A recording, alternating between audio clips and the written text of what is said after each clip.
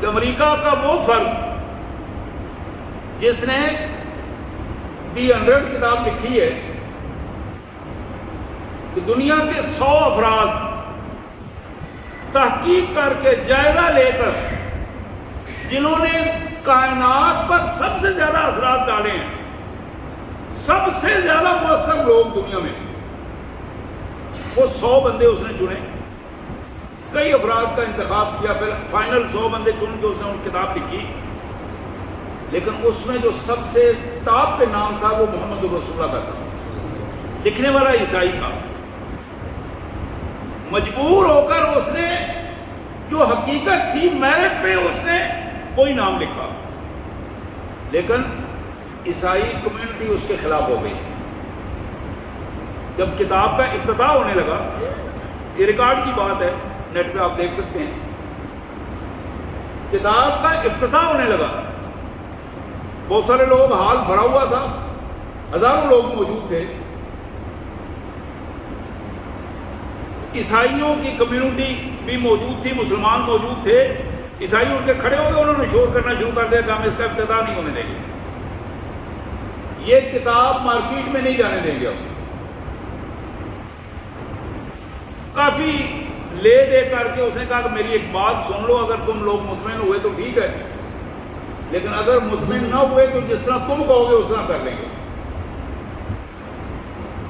خیر لوگ چپ ہو گئے، وہ ڈائس پہ آیا، کھڑا ہو کے اس نے سوال کیا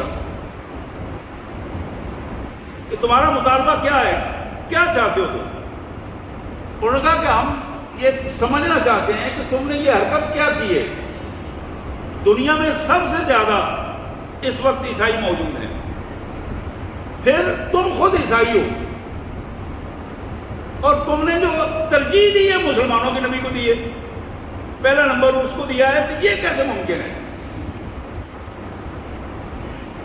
اس نے کہا میں ایک سوال کرتا ہوں، اس سوال کا آپ نے جواب دینا ہے، اور وہ ایک سوال عیسائیوں سے ہوگا، ایک ہی مسلمانوں سے ہوگا۔ اگر میں صحیح جواب دے سکا، اس میں مطمئن کر سکا تو ٹھیک ہے، افتتاح ہو جائے گا، نہیں تو پھر اس کو روک دیں گے۔ اس نے عیسائیوں سے سب سے پہلے سوال کیا کہ عیسائی جو اس محفل میں موجود ہیں وہ سارے کھڑے ہو جائیں۔ کھڑے ہو گئے۔ اس نے کہا میرا سوال یہ ہے کہ آپ میں سے کتنے لوگ ہیں جو حضرت عیسیٰ علیہ السلام سے محبت کرتے ہیں؟ انہوں نے کہا جی ہم سب محبت کرتے ہیں۔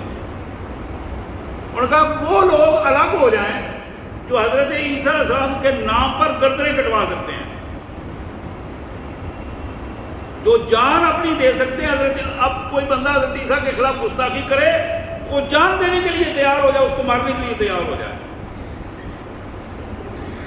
جتنے بندے عیسائیوں میں ایسے موجود ہیں جو اپنے نبی کے حکم پر، نبی کے لیے جان دینے کے لیے تیار ہیں، وہ سائڈ پہ ہو جائیں۔ اب وہ انتظار کر رہا تھا، عیسائیوں میں ایک بندہ بھی ایسا نہیں تھا جو سائڈ پہ ہو کے یہ کہتا کہ میں اپنے نبی کے لیے جان دینے کے لیے تیار ہوں، سنگل ایک آدمی بھی۔ یہ ریکارڈ کی بات ہے جو میں بات کر رہا ہوں۔ اس نے کہا بیٹھیں۔ اب اس نے مسلمانوں سے کوئی سوال کیا، اٹھایا، ان سے بات کی۔ سوال وہی تھا کہ تم میں سے کتنے لوگ ہیں جو اپنے نبی محمد رسول اللہ صلی اللہ علیہ وسلم کے لیے جان دینے کے لیے تیار ہیں؟ اس وقت اگر نبی کا مطالبہ ہو، اس وقت اگر یہ مطالبہ ہو کہ نبی کے نام پر جان دینی ہے، کتنے افراد ہیں؟ وہ سائڈ پہ ہو جائیں۔ تو بیک آواز انہوں نے سب نے کہا کہ سائڈ پہ ہونے کی ضرورت نہیں ہے، ایک ایک فرد جو یہاں موجود ہے محمد رسول اللہ کی ذات گرامی اور آپ کی عصمت کے لیے جان قربان کرنے کے لیے تیار ہے۔ اور اگر تجربہ کرنا ہے، اب آپ میں سے عیسائیوں میں سے کوئی شخص کھڑا ہو کے مطالبہ کرے، اس قسم کی حرکت کرے جو ہمارے نبی کے خلاف ہو، تو اب ہی ہم اس کا نمونہ آپ کو دکھا دیتے ہیں۔ عیسائیوں کو بھی یہ ضرورت نہیں ہوئی، اور پھر کتاب کا بھی افتتاح ہوا اور پوری ریکارڈ کے ساتھ افتتاح ہوا۔ تو میں یہ عرض کر رہا تھا کہ اللہ کا یہ احسان ہے کہ کائنات کے مالک نے اپنے بندوں کے اوپر احسان کیا ہے اپنے نبی محمد رسول اللہ صلی اللہ علیہ وسلم کو بھیج کر۔ اب میں نے جو دوسری بات کہی تھی کہ ایک پہلو ہے شخصیت کا، صورت کا، خاندانی وجاہت کا۔ محمد رسول اللہ صلی اللہ علیہ وسلم کی مبارک شخصیت، آپ کی خاندانی وجاہت، آپ کی ذات گرامی، آپ کا جسم اطہر ذرہ برابر بھی کسی شخص کے حوالے سے اس کے پورے آپ کے دور میں کوئی فرق بھی ایسا نہیں ہے جو آپ کی طرف انگلی اٹھا کے یہ بات کہہ سکتا۔ بلکہ میں نے حسان بن ثابت کے اشعار آپ کے سامنے رکھے، سیدہ عائشہ صدیقہ سلام اللہ علیہا کے الفاظ رکھے، جناب جابر بن عبداللہ کی ایک روایت جو سیاستہ میں موجود ہے، فرماتے ہیں کہ اتفاق یہ تھا، محمد کریم صلی اللہ علیہ وسلم کے پاس میں اپنے آقا کے پاس بیٹھا تھا، اتفاق یہ تھا کہ 14ویں رات تھی اور چاند اپنے پورے عروج پر تھا، مکمل روشن تھا اور پوری چاندنی بکھری ہوئی تھی پوری کائنات میں۔ نبی رحمت صلی اللہ علیہ وسلم ایک سرخ چادر جو یمنی اللہ تھا، وہ سرخ چادر آپ نے اوپر لی ہوئی تھی۔ میری نظر پڑی آپ کی ذات گرامی کی طرف تو میں حیران ہو گیا کہ نظر ہٹانے کو دل نہیں کر رہا، تو میں نے ایک نظر اوپر چاند کی طرف دیکھا، ادھر سے نظر ہٹی، پھر محمد رسول اللہ کی طرف دیکھا، پھر چاند کی طرف دیکھا، پھر ادھر دیکھا۔ کہنے کہ میں نے بار بار یہ تجزیہ کیا، قسم اٹھا کر کہتے ہیں کہ خدا کی قسم محمد رسول اللہ صلی اللہ علیہ وسلم کا چہرہ چاند سے زیادہ خوبصورت نظر آیا۔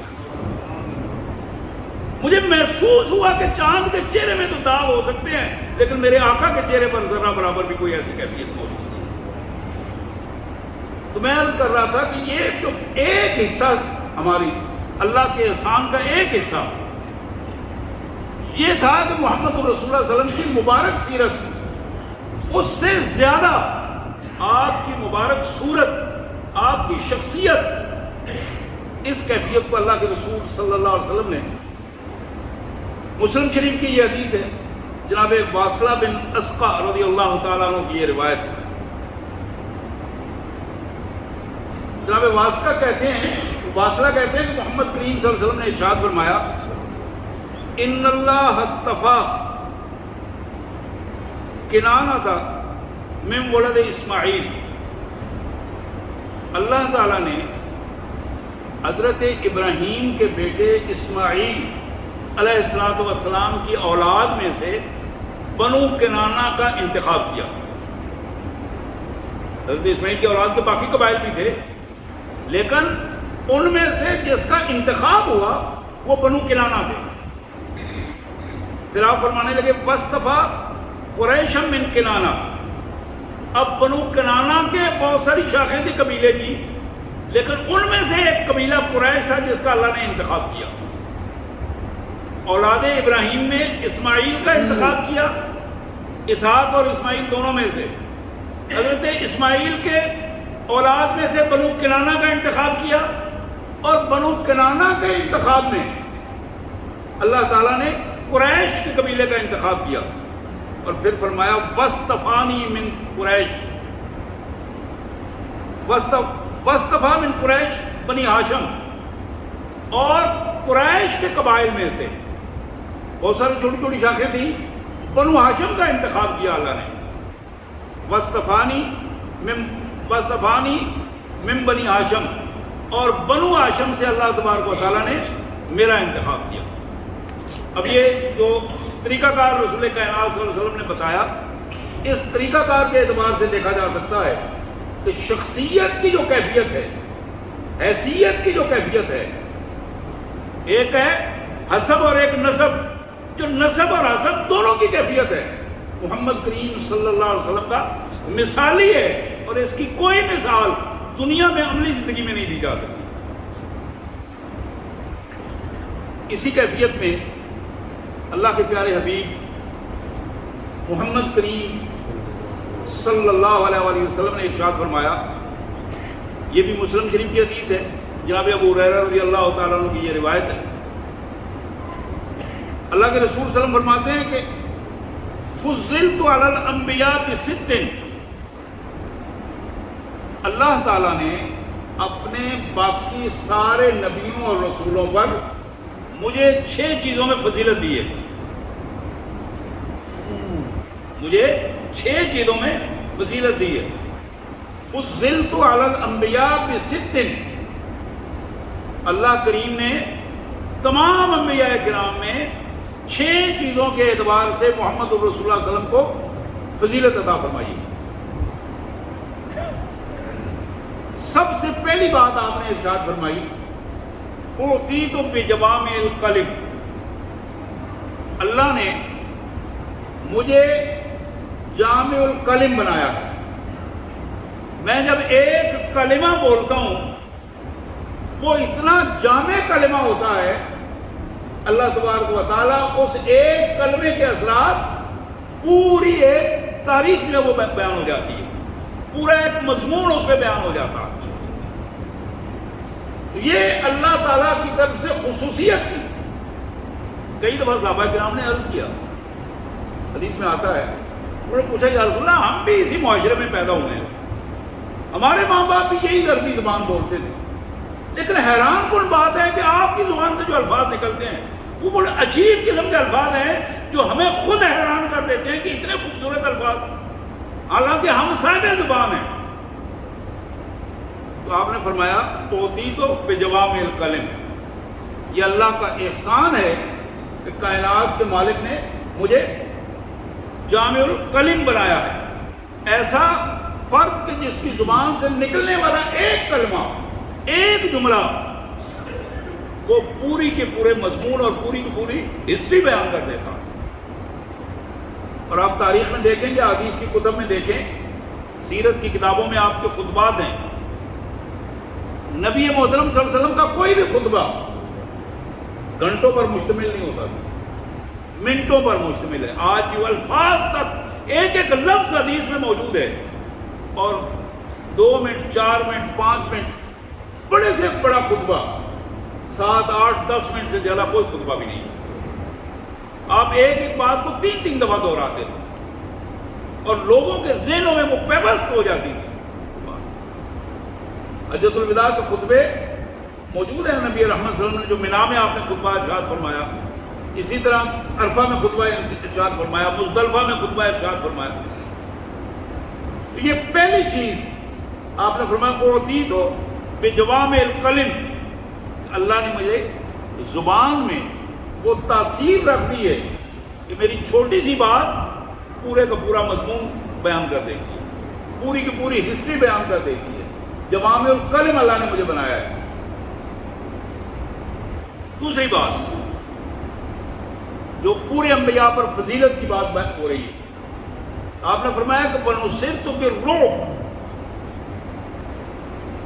اللہ نے دشمن پر میرا رعب ڈال دیتا ہے میرے مالک، اور یہ میری اللہ نے مدد کی ہے۔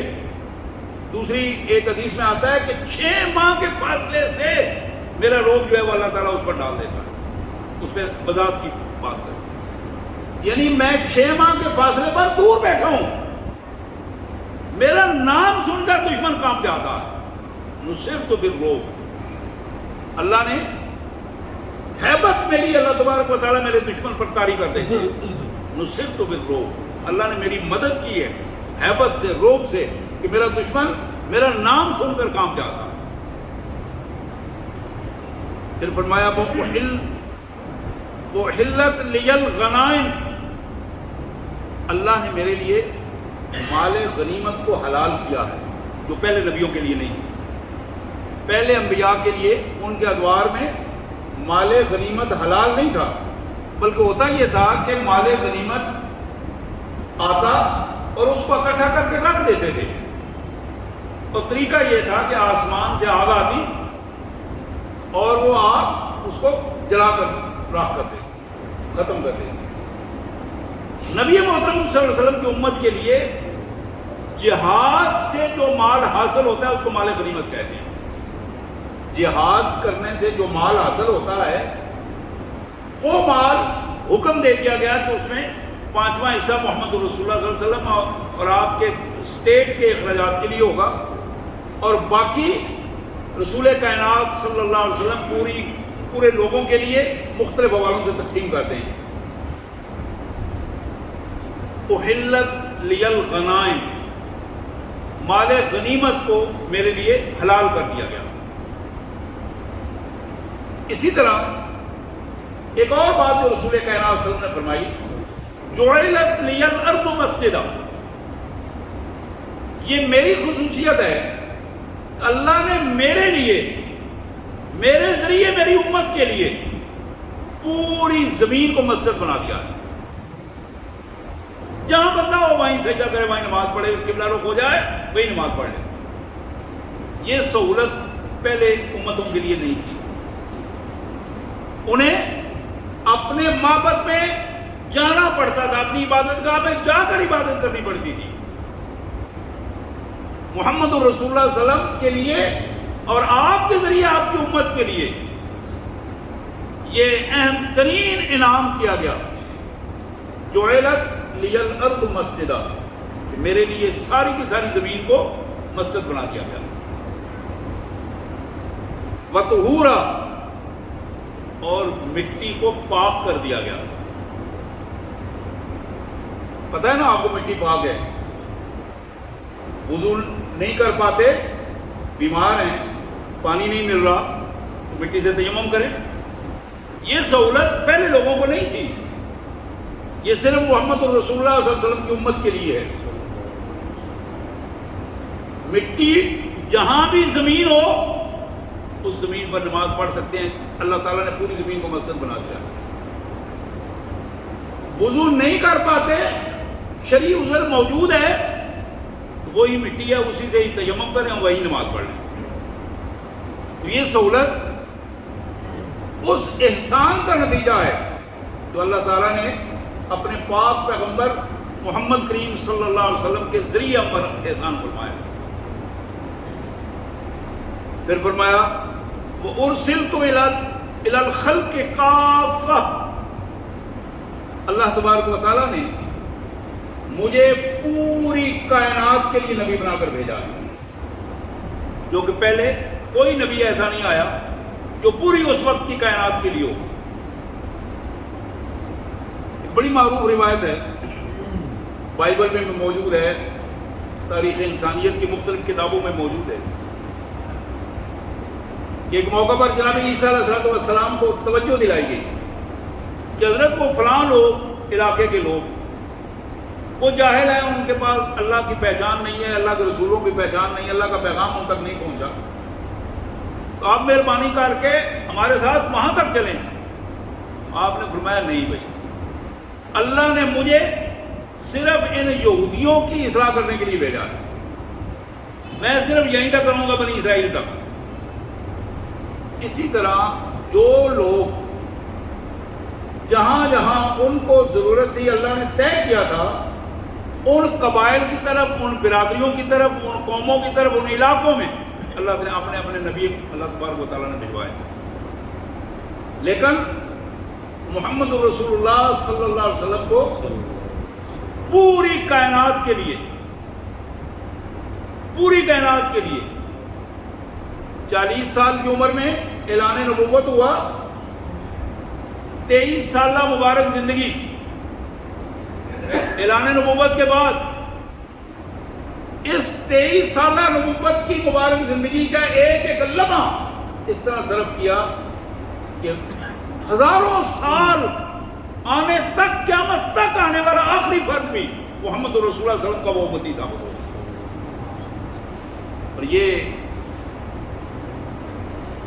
تاریخ نبوت میں کسی نبی کا اس انداز کا کام نہیں ہے کہ 23 سال کا کام ہو، 23 سال کی محنت ہو اور اللہ کی رحمت کا یہ نتیجہ ہو کہ آنے والی قیامت تک کے لیے مخلوق کے لیے وہ رہنمائی کا باعث بن جائے.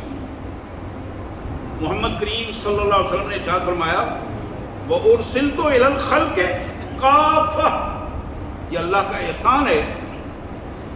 باقی انبیاء اور رسولوں پر اللہ نے مجھے فضیلت دی ہے کہ مجھے پوری کائنات اور مخلوق خدا کی طرف اللہ نے نبی بنا کر بھیجا ہے، رسول بنا کر بھیجا۔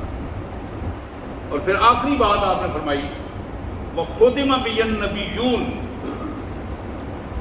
آخری بات، چھٹی بات، اللہ تعالیٰ نے انبیاء کا سلسلہ میرے اوپر ختم کر دیا۔ انا خاتم النبیین لا نبی بعدی، میں نبیوں کے سلسلے کا آخری نبی ہوں، میرے بعد کوئی نبی نہیں آئے گا۔ میں ان 6 چیزوں کو پھر دہرا رہا ہوں، آپ ذرا غور کیجئے۔ میرے اور آپ کے پیارے آقا قائد انسانیت، محسن انسانیت صلی اللہ علیہ وآلہ وسلم نے فرمایا فضلت علی الانبیاء بست، مسلم شریف کی یہ حدیث ابو ہریرہ کی روایت رضی اللہ تعالیٰ عنہ، اللہ نے مجھے پہلے انبیاء اور نبیوں اور رسولوں پر 6 چیزوں میں فضیلت دی ہے۔ سب سے پہلی چیز، اللہ نے مجھے جوامع الکلم بنایا ہے، میں تھوڑی بات کرتا ہوں، زیادہ مفہوم لوگوں تک پہنچتا ہے۔ پھر آپ نے فرمایا اللہ تعالیٰ نے نصرت بالرعب، میری ہیبت اللہ تعالیٰ دشمن پر طاری کر دیتا ہے، یہ اللہ نے خاص احسان کیا مجھ پر، فضیلت دی ہے۔ پھر فرمایا وہ حلت لی الغنائم، پچھلی امتوں کے لیے مال غنیمت حلال نہیں تھا، لیکن اللہ نے میری امت پر میرے ذریعے یہ احسان کیا کہ میرے لیے مال غنیمت کو حلال کر دیا گیا۔ جعلت لی الارض مسجدا وطہورا، اللہ کا یہ بہت بڑا احسان مجھ پر ہوا، اللہ نے فضیلت عطا کی کہ میرے لیے اللہ نے پوری زمین کو مسجد کا حکم دے دیا اور پوری زمین کو پاک کر دیا کہ میں اس سے تیمم بھی کر سکوں۔ وہ پھر 5ویں چیز وَأُرْسِلْتُ إِلَى الْخَلْقِ كَافَّةً، اللہ نے مجھے پوری مخلوق کی طرف نبی بنا کر بھیجا، رسول بنا کر بھیجا۔ وَخُتِمَ بِهِ النَّبِيُّونَ، اور انبیاء کا سلسلہ اللہ نے مجھ پر ختم کر دیا۔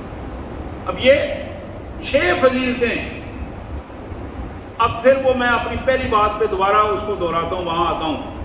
تو میں نے عرض کیا تھا کسی بھی شخصیت کا جب جائزہ لینا ہوتا ہے تو 2 پہلو ہوتے ہیں، ایک اس کی صورت ہے اور ایک اس کی سیرت ہوتی ہے۔ میں نے صورت کے حوالے سے مختلف حوالوں سے بات آپ کے سامنے رکھی کہ میرے پیارے آقا صلی اللہ علیہ وآلہ وسلم کی صورت مبارک کوئی مثال اس کی نہیں ہے۔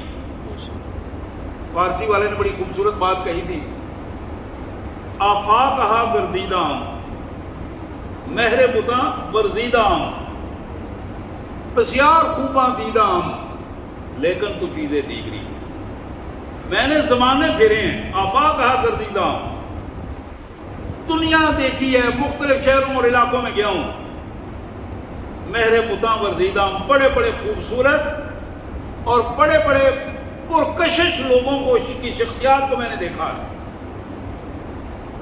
بسیار خوباں دیدام، ایک سے ایک بڑھ کر خوبصورت دیکھا ہے، لیکن تو چیزیں دیگری۔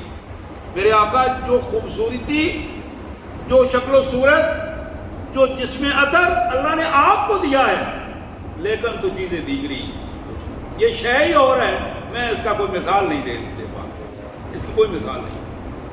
محمد کریم صلی اللہ علیہ وسلم کی ذات گرامی۔ دوسری بات جو میں نے حدیث مبارک آپ کے سامنے رکھی، 6 چیزوں میں فضیلت، یہ کوئی معمولی بات نہیں ہے۔ انبیاء کرام کا ایک سلسلہ ہے، لاکھ سے زیادہ، ہزاروں انبیاء کرام، ایک ہی سلسلہ جو بنی اسرائیل میں بار بار آتا رہا۔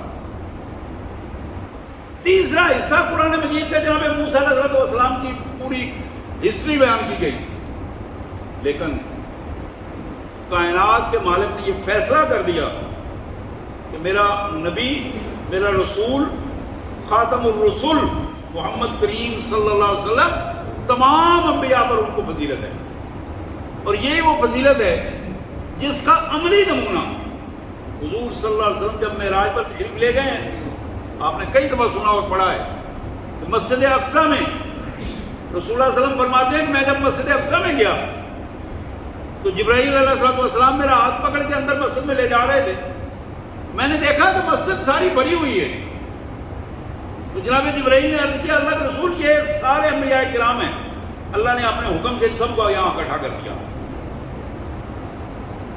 یہ آپ کے لیے انتظار کر رہے ہیں۔ اور فرماتے ہیں کہ جبرائیل نے میرے کندھے پہ ہاتھ رکھ کے مجھے آگے کیا کہ آپ امامت فرمائیں گے۔ نبی محترم صلی اللہ علیہ وسلم نے امامت فرمائی، گویا امام الانبیاء اور امام الرسل یہی حیثیت ہے، اور حقیقت یہ ہے بعد الخدا بزرگ ہوئے۔ قصہ مختصر، خالق وحدہ لا شریک ہے، لیکن اللہ کی مخلوق میں اللہ نے اپنے بندے اور رسول محمد الرسول اللہ کو بھی بے مثال پیدا کیا۔ اللہ تعالیٰ آپ کی ذات گرامی پر کروڑوں درود، کروڑوں سلام، اور اللہ تعالیٰ ہمیں توفیق دے کہ آپ کی سنت پر عمل کر سکے۔ وآخر الدعوانا الحمدللہ رب العالمین۔